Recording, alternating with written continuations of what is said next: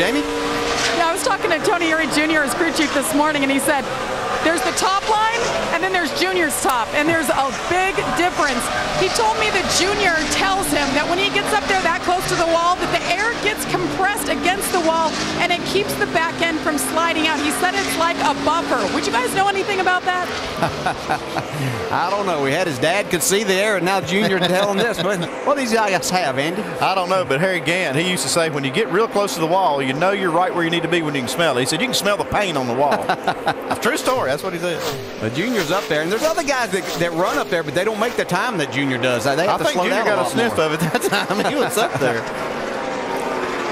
Now moving in the ninth spot, going by Mears, and that is the highest Dale Earnhardt Jr. has been after starting in the back of the pack.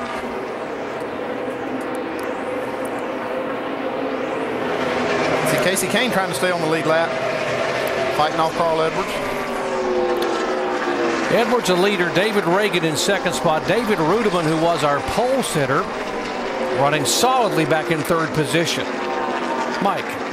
And he's got obviously a very fast race car, but it's a big concern going into that corner, knowing what just happened. The throttle return spring, basically the spring that brings back the throttle pedal, has fallen off. There is a backup spring in the car, but that's obviously a pretty big concern to David Rudeman.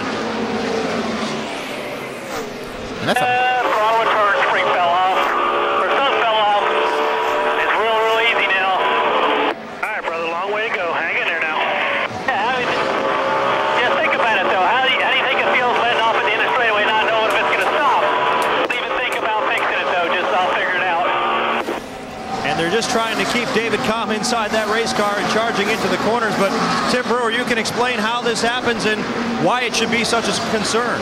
Yeah, it's a big concern, Mikey, because what happened there is one of these springs came off. Now, this is a very, very firm spring. When you back off the gas, the first thing you want to happen is that thing to shut that engine down. But when one of these springs falls off, it gets real soft. But he does have a bracket on the gas pedal. If the pedal hangs on the floor, he can actually pull it back up with the top of his foot.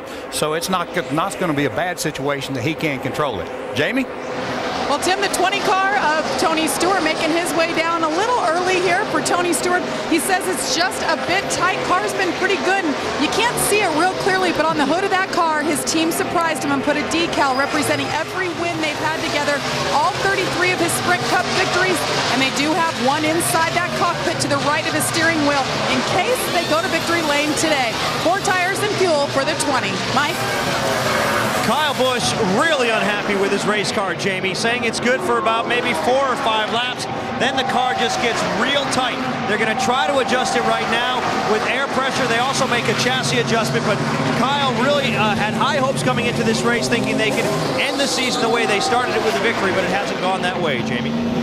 Well, last pit stop for Denny Hamlin, he just wanted to free it up a bit. He was a bit tight, but the car's coming around as that sun has set. His car's gotten tighter. Pretty happy. 4 tires there for the 11 car. Denny Hamlin looking for his first win here at Homestead-Miami Speedway. Doc?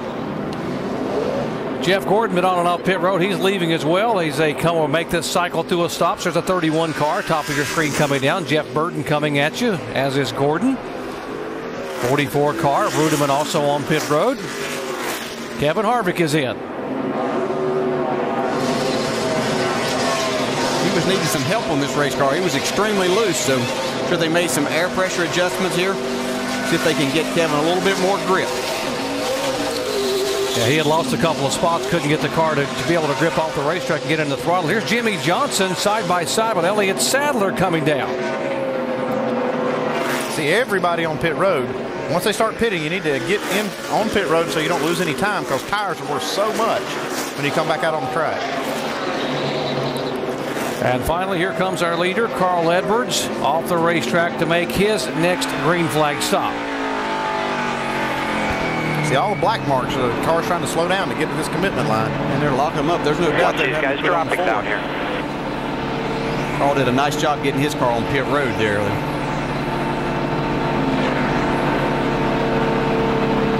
Long way down at 45 miles an hour. Hard to be patient for these guys, but there is Bob Osborne waiting on his driver to get there. 5, 4, 3, 2, 1. Stop on the sign for me.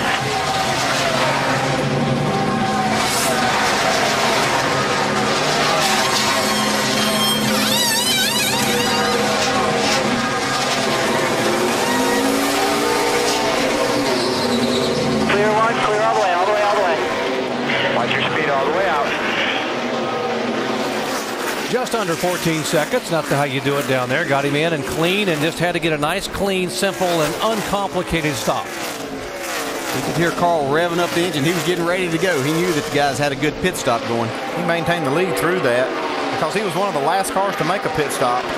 You see Greg Biffle now pulling right up behind Carl Edwards, and he had lost some ground to Carl, but Greg Biffle made this pit stop just a little bit sooner. He was able to run just a few laps with better tires. 70 car went out in the grass trying to get on the pit road a moment ago. Tony Raines. He will make it down to get his stop. You see the grass fall out of the grill right there when he stopped. The team needs to get that cleaned off real well, or he'll have a problem with that car running hot later. Talk about how tricky it is and how much momentum you carry. There he is, completely almost going back on the racetrack. And that can pack that grill completely full of debris. And a lot of it did fall off when he stopped, but there's probably a lot still left up in there. 84, Brian Vickers, too fast on entry. He has served a pass-through penalty. And Carl Edwards moving in on the 22 car there. That is Dave Blaney, who plans to run full-time next year with Bill Davis. Back after this message and a word from our ABC stations.